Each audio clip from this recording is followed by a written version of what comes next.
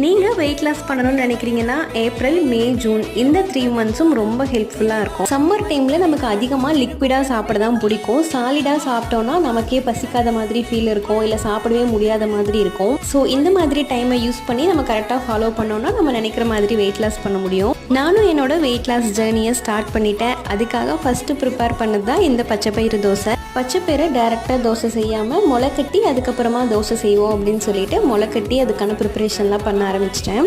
முளைக்கட்டின பச்சைப்பயிறு கூட 3 பச்சை மிளகாய், ஒரு விரல் சைஸ் இஞ்சி, சீரகம், உப்பு இதெல்லாம் போட்டு தண்ணி ஊற்றி நல்லா அரைச்சி எடுத்துக்கிட்டேன். பட் இந்த பேட்டர் யூஸ் பண்ணி நான் தோசை செய்யும் போது கரெக்டாக வரல. வீட்டில் ஆல்ரெடி தோசை மாவு அரைச்சி வச்சிருந்தது இருந்துச்சு, அதை மிக்ஸ் பண்ணி செஞ்சதுக்கப்புறமா தான் கரெக்டாக வந்துச்சு. தோசை மாவு 1 கரண்டி, ஆல்ரெடி அரைச்சி வச்சிருக்க பச்சைப்பயிறு மிக்ஸ் 2 கரண்டி போட்டு அப்படி செஞ்சேன். அதுக்கப்புறம் நல்லா வந்துச்சு. ஒருவேளை பச்சைப்பயிரை முளைக்கட்டி அரைச்சதுனால சரியாக வரலையான்னு தெரியல. அந்த ரெசிபி உங்களுக்கு தெரிஞ்சதுன்னா கண்டிப்பாக கமெண்ட்ஸில் சொல்லுங்கள், நான் ட்ரை பண்ணி பார்க்குறேன்.